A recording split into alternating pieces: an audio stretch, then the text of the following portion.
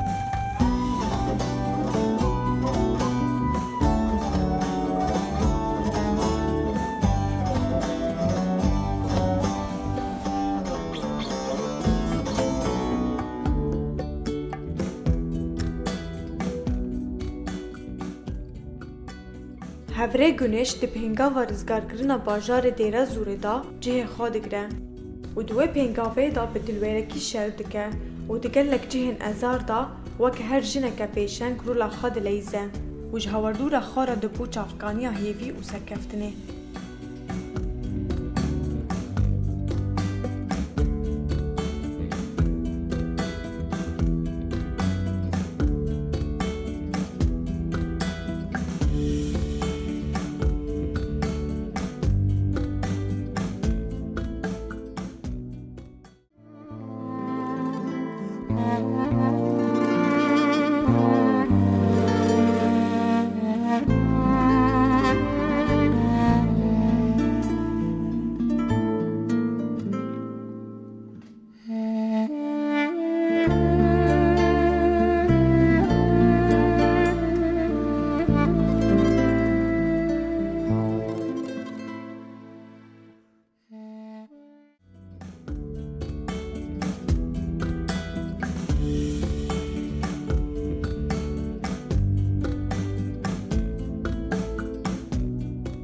هفره گونش بوطان دوی پنگاف هری زحمت دا به اراده و برحکی فدایی شرکر و الهمبری دجمن بوین و تکوشین بو خودی هلوست. هفره گونش پشتی تکوشین که مزن کمشاند دا انجام ایریش که تقمنی چتاین دا ایشه دا تولی کروان نمران بو.